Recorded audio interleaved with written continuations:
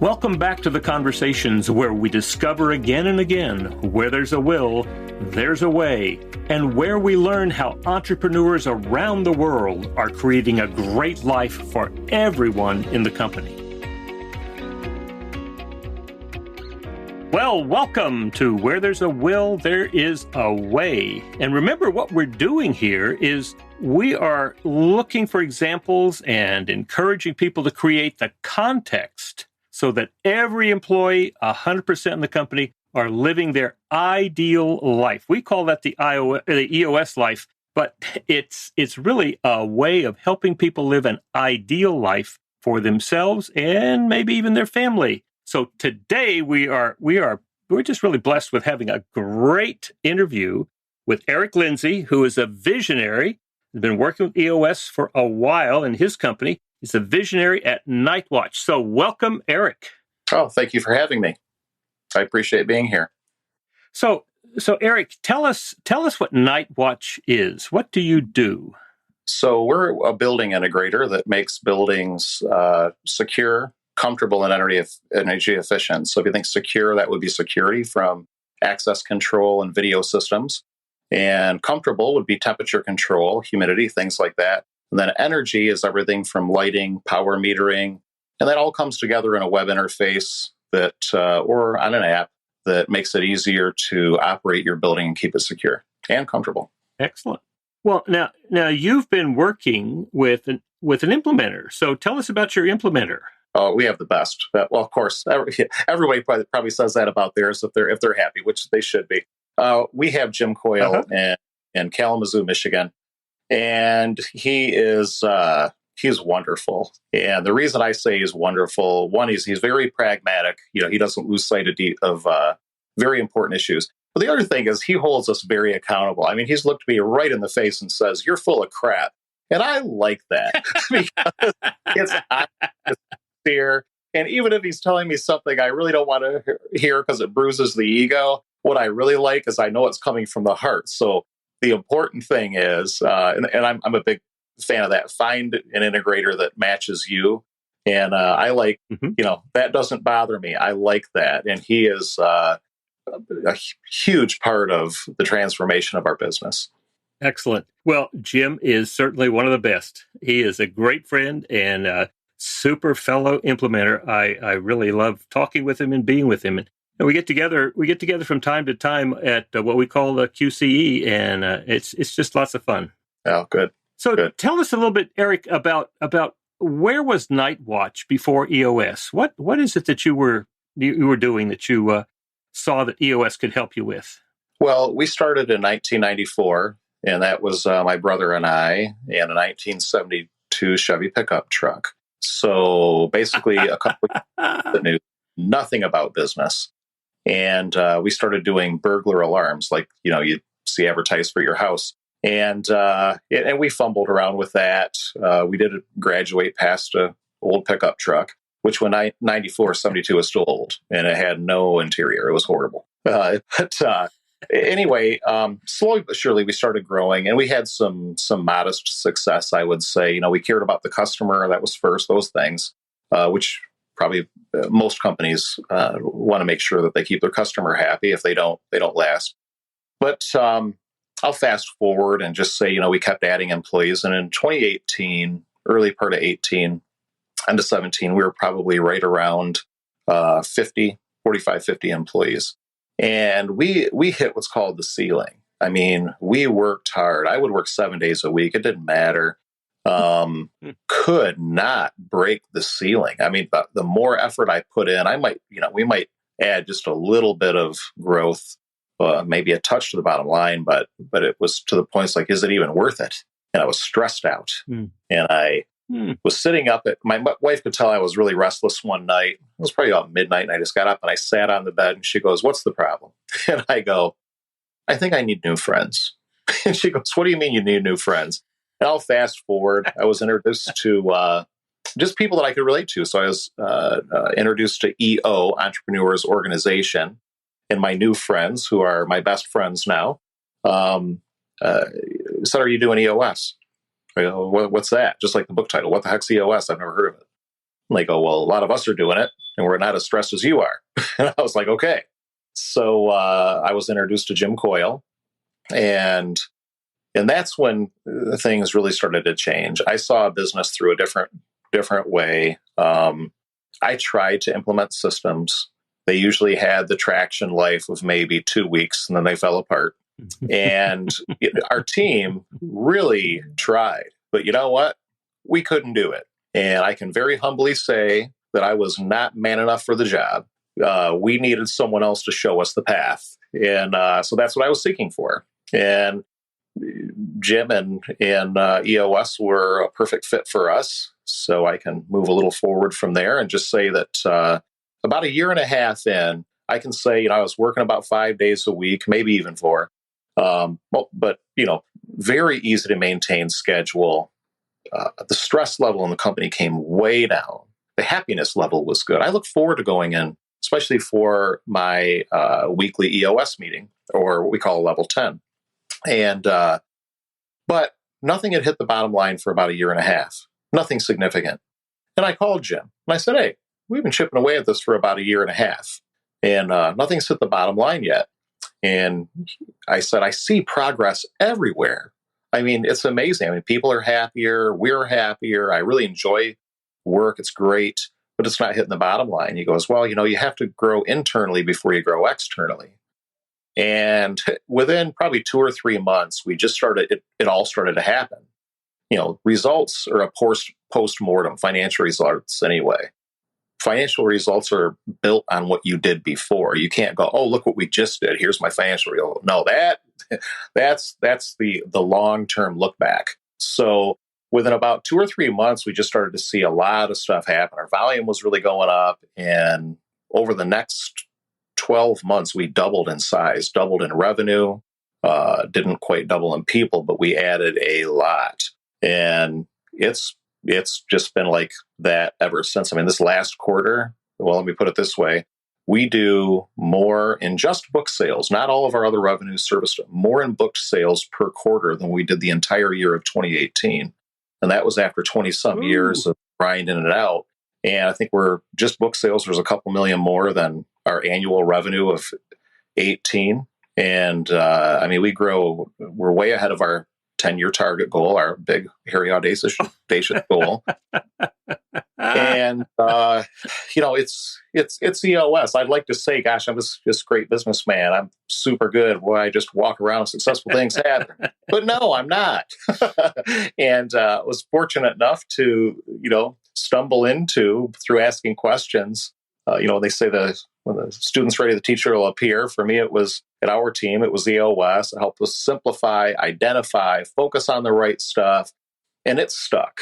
I mean, it's not going anywhere. In other business groups, they call me the purist because I stick to the EOS principles. Sometimes it's tough because you have to make tough decisions and you have to do the right thing. It's not always easy. However, if you're committed to a long-term strategy of winning, I don't know what else I would recommend. It's the way to go for us anyway. It works great for us. Well, that's right. It works if you work, right? Right. But you have to commit. Yeah. And if you do, and your team commit and do the work. Now, I assume that you're out of your 92 pickup by now. It was a 72 Chevy pickup. I wish I had it now. Oh, 72. Yeah, it was a 72 Chevy pickup. No, you're not playing Sam Walton's game to stick with the same pickup forever. Well, maybe I do have another old pickup truck that I love to drive, but it's great. I've got an old one, old diesel, and I love it. I don't have anything flashy that way. I'm simple that way. So, yeah. Well, so tell us about what that means for the company, all the people in the company. I assume that right now you're doing only what you love doing. Is that fair?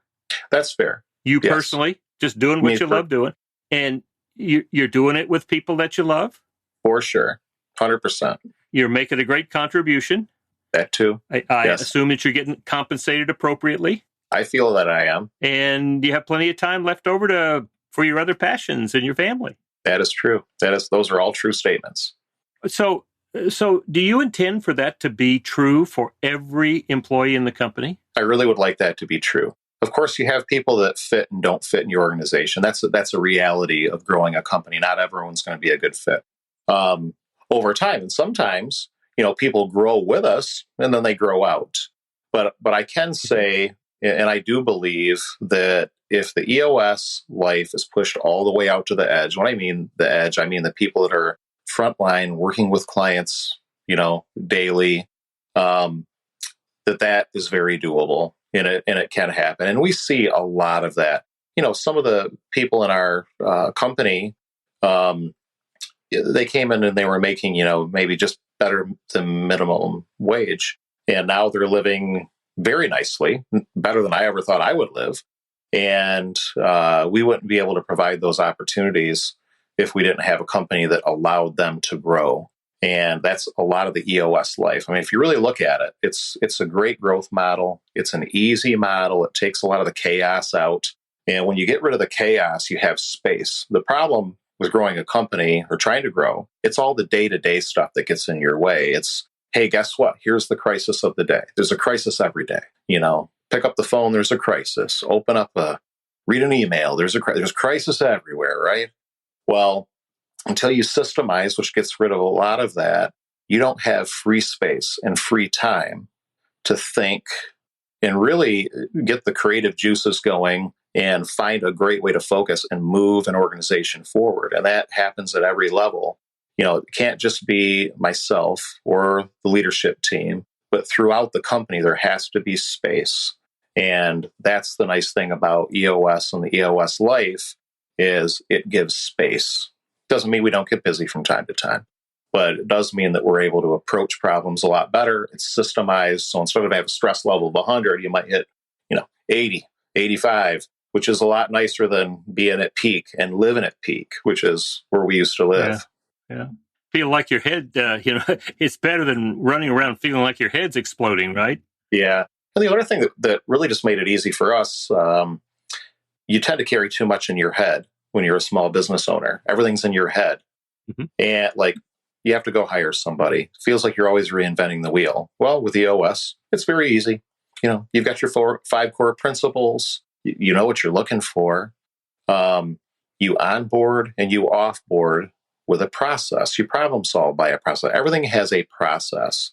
And for people that are very visionary oriented, like myself, you need a process. You might not want one, but you have to have a process, because without a plan, you plan to fail. And without a process, I mean, you basically just said, I have a lot of great dreams and, good luck. And you can see it once you've lived it. Now that I've lived it, you can look back and see, you can see the progress.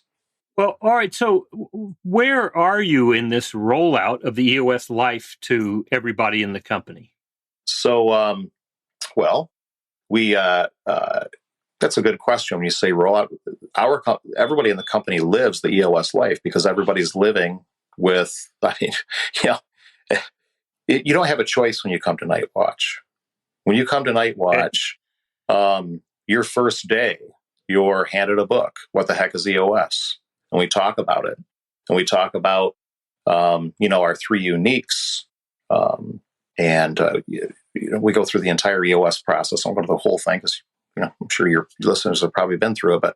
But bottom line, we walk them through the entire thing and how their contribution works for us, ours works for them, which helps give them free space, time to grow, and then we have a plan for every employee. What 30 days, 90 days, what it looks for. What we try to get out of a lot of people, which actually takes them time to develop, especially when we get people that have maybe never worked in a very structured company, because, basically it's the, what do I want to be when I grow up conversation. A lot of people just want a job. I just want a place right now in the job market. It's pretty easy to get a job. So I just want a place that's better than the last place I was. We're very confident we can deliver that. Yeah. That's not a problem. Right. We have a lot come to us, and it's for how we operate in the market.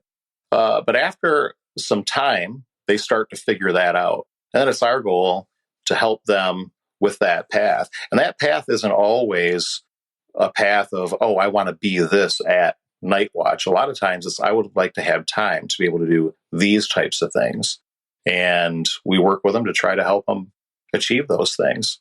A lot of people want to give back too. They want to, they want to have time to give, serve. And it's nice to see them be able to achieve those things. And, it's interesting to watch because, you just go back a few years ago.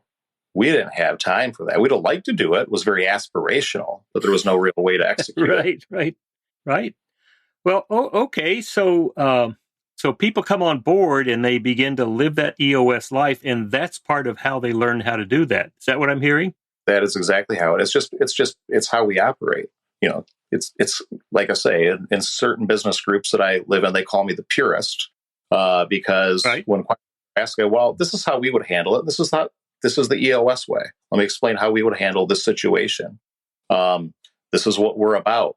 There's no hesitation in what we stand for. Everybody knows.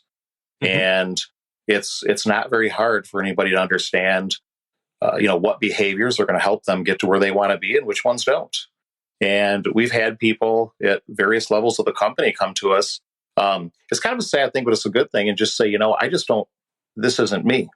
It could be one of our core values, like team player. We had a great, dedicated employee one time, but the team player thing kept sticking out.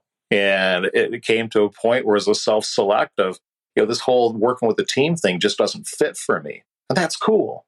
Mm-hmm. Didn't fit for us either. Even though we loved them, it didn't fit for us either. So they're off to something that's going to be better for them. But for the people that our values are in concert with their values, very rare to see one of those people leave. It's very rare. And the nice thing is, well, that's what I was going to ask. During this time, what's being called the Great Resignation, how many of the great people that you'd love to keep, how many of them left? I lost one person that I would love to keep, but he's coming back. So far, so good. I have not lost anybody. The funny thing, wow. It was a weird situation, but long story short, we talked to him and he said, "Oh, I'm coming back." And we through other people in the company. I think that's going to happen pretty soon. But through that process, we've lost some others, and it's not like we rejoice in the fact someone's leaving.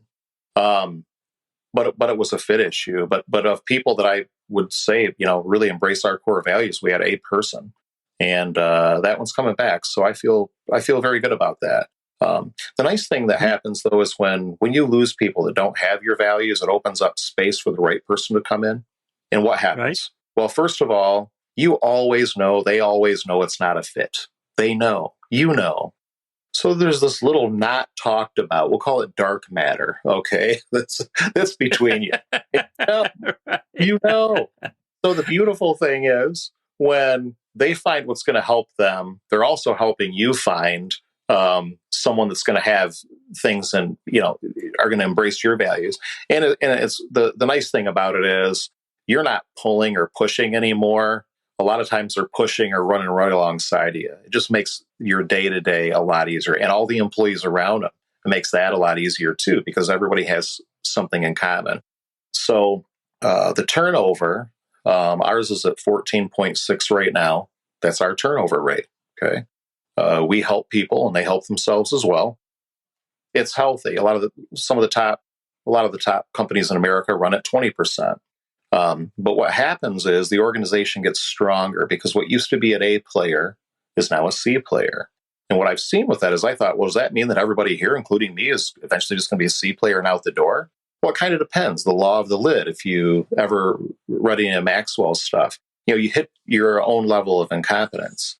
And and what ends up happening is a lot of those people that were A players are still A players. They just grow because there's so much space for them to grow now. Where if you take an A player and put them in a company that doesn't provide a growth path and immediately throw them into a company that's 10 years ahead, they're going to be a C player. That's just what's going to happen. Yeah, right. Right. So people grow to a point where they hit their lid. And at that point, they're either in the spot that they want to be, or maybe they're not the right fit for the next person that comes in. Boom. So your company gets stronger as you have some of that turnover. It's actually a good thing, and you should have it. If you're not having a percentage of turnover, you're probably not making tough decisions and avoiding things, and that dark matter is all around you, and it can be pretty bad for. Right. Yeah. Yeah. Well, so what have you found when you look at other companies who are not using EOS? How do you see them? Oh gosh, you know it within 3 minutes. So we've looked at acquiring several, and I have friends in the industry and friends just out of the industry that own companies, and you can hear it. It's like, well, I was going to get to that, but the and buts just come flying out of everywhere, every nook and cranny. It'd be really nice if I could find the help. Oh, these guys won't. Blah blah blah. It just goes on, and you're just like, okay, you already know. And I've recommended EOS to several companies, and it's made exceptional impacts on those companies and their employees. And some people just, they're just never going to do that, and that's fine. But if you were to talk to them in 10 years, it'd be the same story because no traction is happening. You've got to be able to, if it's not working, don't keep doing it. It's a worn out phrase about expecting different results. Everybody's heard it. Something has to change. And 99% of the time, what has to change is you and what you're doing, because your reflection is also a reflection of how you operate. They talk like you, the way they approach problems will be like you. So you've got to find a way to get yourself and your team organized and operating consistently, also so they know they're at a safe company. And when COVID hit, we IDS'd it. We had 5 levers. If this happens, we do this. If this happens, we do that. And it was very matter of fact. It was very pragmatic. Sure, there was stress because nobody knew it was going to happen. But our company really went right through that process. We had clean and clear messaging weekly going out to our employees so they knew what they could expect. And I think it made our company very, very close. The organization was really close through that whole process because they felt like, 1, they knew we cared about them. 2, we communicated consistently. Everybody was on those calls, and we flew right through it and just kept on growing right as we came out of it. So when they know they can rely on you and you're a safe company to work for, and that comes from communication and consistency, again, you attract more of those people that you're looking for. And now, when you talk about the consistency, that's not because your implementer, Jim Coyle, it's not because he came in with all these great ideas about what you can do, was it? No, it usually comes from you. So you have a basic template. We'll call it a company template with EOS. And that template is basically, you really start with, who are we as a company? You take your best employees and you model them. And you go, why are these employees the best? So with us, it's dedicated, problem solvers, team players, fun, confident. Those are our 5 core. And underneath each one of those, what does that really mean? What does dedicated mean? What does fun mean? Doesn't mean they have to tell a joke every 5 minutes, but they can't be a problem dumped. Walk in the room and dump problems all over, and that's how they start the conversation. That doesn't work. So you have to define that, and that's what that did. EOS helped us structure and actually figure out who we were. Like, why were our best people the best? I don't know. It does a good job. You forced us through the whole thing, which is great. And then what were we trying to do to change the world, type of thing. And that's the beautiful thing about the template. But really, it was us solving those problems and answering those questions. And as you know, when you get your team to solve the question, it's not a top-down thing. They're solving, they're creating, they're living in it. Well, then they believe it and they own it too. It's not, well, this is coming down from the from the guy at the top, so we better do it. It's not a dictatorial system. And that really makes a really big difference in, I think, how people feel about the company that they help create as well. Right. Well, now, one of the things that you told me about is that you give every employee a card that they carry with them. Yep. So tell us about that card. Okay. So it's a decision card. Okay. So it has our 5 core values on it. But the big thing that I think gives us a lot of traction is a decision card. And it says, basically you have everybody at every level of the company has the right to make a decision. We trust our people. We wouldn't have hired if we didn't. We don't hire them to put them in a box. We hire them for their beautiful minds, and we want them to solve problems. If we have to solve all the problems, one of us isn't needed. And that's an EOS principle as well. And my grandpa ran a really large company, and he said that, and I asked him, they had over 100,000 employees, and I said, how do you do that? He said, good decision, bad decision, make a decision and move on. I go, what's that mean? He said, indecision will kill you. I go, what if you made the wrong decision? He goes, you use the information you have and you make a decision. But it's better to make a decision and move on than make no decision. That in itself is a decision. And that's a bad decision. It also sends out a bad message. So get it done. And I'm like, okay. So I was asked a question. Eric, I was walking clients through our headquarters. You think I should buy trash bags? This was the question. I was like, wow. And I was irritated. I said, I'm not going to answer that question. And I kept on walking. But it just stuck with me. Then I thought, golly, if someone feels like they have to ask me that question, what type of management do we have? Why would you ask that, for something that trivial? So somewhere I had read about someone having a card that people could ask themselves questions. So ours basically says, is it good for the customer? Is it good for the company? Is it ethical? And are you willing to be held accountable for it? If it is, make the decision and move on. If they need to buy a rack for their truck that's a couple $1,000s, buy the rack. They can beg for forgiveness. That's fine. We don't care. But at the end of the day, having them come to us and ask us a whole bunch of questions, all we're going to do is ask them questions back, and we're going to pretty much go with the decision they would have made anyway, because they have their feet on the ground. They know what's going on out there. So empower them to make decisions. No one's made more bad decisions than Eric Lindsley and my right-hand man. We make all kinds of bad decisions. So they can't do any worse, and they have more information available. So, and I think that's been really good for us too, because people know we trust them and we don't ridicule them if they make the wrong decision. If we did that, I'd just look in the mirror all day. So you got to give them space and just understand that they're learning too, just like we are. And not ever use it against them. If you do that, I think you get a lot out of your people too. And the organization can move quickly, because I'm not dealing with all these issues that could be dealt with. And my leadership team, for the most part, isn't dealing with stuff that people are perfectly capable of doing. They just need to know it's okay. And they're not going to get in trouble for making a decision, even if it didn't work out the way they planned. Yeah. So how many hours are you working a week? Average? Embarrassed to say. So I go in on Wednesday morning for an hour and a half. That's my level 10. And I might stay after for a little while. That's pretty much my work schedule right now. And then and is the company hitting its numbers? Exceeded every goal we ever had just this last quarter. They just came in. EBITDA's going up. So volume going up. So you don't ascribe to the belief that I have to work hard in order to earn all of this goal achievement. I think that anybody that's done EOS would probably say, I really wish I would have done this a long time ago. Because I think I'm going to live a long life, but I don't know how much I took out of it the other way, that is still residual from all the work that I did before. But no, what I found is my personal belief is that you have to create space, because that's when your mind works its best. And the more I involve myself with things that are really not for me to be involved in, all I'm doing is communicating indirectly through dark matter to my team. And further down, I don't trust you to make that decision. If you have to get involved in every process, what you're saying is I don't trust you.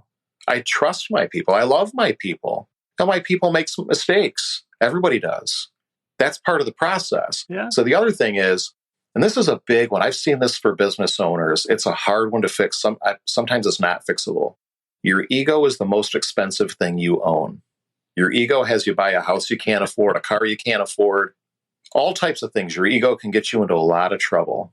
The biggest ego problem I see for small business owners is, I have to be the one to go fix it. I have to be the one to sell it. I have to get involved. It's all about me, me, me, me, me. It's a big ego thing. Yeah. You're feeding yourself with that ego that'll never be fed enough. And you're never going to get as far when it's all about you. And you have to get over yourself. You're not as great as you think you are. When you go back in time and you think about a sport you played, you think about a 3-second excerpt of a game. That's all you remember. That one good pitch you threw, that one great pass you caught, whatever it was. The rest of the game, you're probably below average or average. Maybe you're a superstar. But a lot of people glorify all that. Well, then what they do is they apply that to all the employees they have at their company. And, I got to get involved, because I'm the superstar, because I did something really good one day, And unfortunately, what they do is they create a mechanism where everybody knows they just need to go to you. Where's your space? Where's your open time? When do you have time to be creative and solve problems and actually be in a good mood because you're not so busy to talk to somebody? You got to create that space. And the big issue I see is ego. It gets in the way. That's wonderful. That's great. This has been a wonderful conversation, Eric. Just wonderful. And at some point, I want to have a chance to talk with some of the people in your company and hear from deeper down in the organization what this means to them.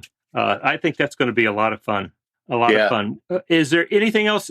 If you had a microphone and you could talk to CEOs who are running around with their hair on fire, their head feels like it's going to explode, they're working way over 40 hours a week, what would you tell them?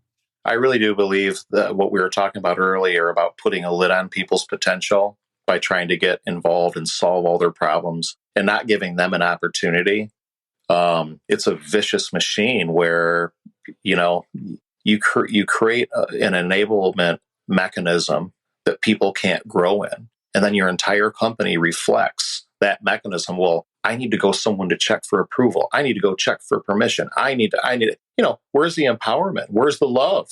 You got to set your baby free someday, just like your kids. You got to set them free. If you won't set them free, then they rebel and they take off. So, my Nana used to say, and it's the same thing as relationships in business. Love is like water. If you keep your hand open, it'll always be there. But when you squeeze it, it all goes away. You got to open up. You got to allow them to grow. And then by them growing, you're growing as well. And everything works in harmony that way. And I can say it very confidently because I've lived it and I see it plain as day. I never could have had this conversation and seen it 5 years ago. Wouldn't have happened. Amazing. Just amazing. Well, Gino Wickman talking about the way that people are relating these last couple of years. He's been saying you really have to let the love out because that's what we're doing is learning how to love while we're in business. Yes, that is true. Definitely. That's great. Thank you so much, Eric. Now, I want you to stick around for a little bit, but thank you so much for being with us. And, what we're doing here is sharing with the rest of the world, other CEOs, founders, presidents, owners, this whole picture of how you can set the table, create the context for everybody in your organization, including yourself, being able to live that ideal life where you're doing what you love doing with people that you love. You're making a great contribution, making the world a better place. You're being compensated appropriately, and then having plenty of time left over for your other passions and your family. That's what we do at EOS. That's what we're talking about over and over again. So thanks so much, Eric, for being with us. Thank you for having me.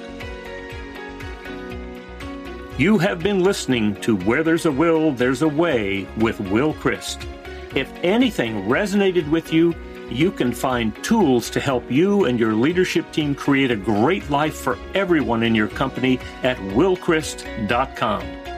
Come and join the conversation at willcrist.com.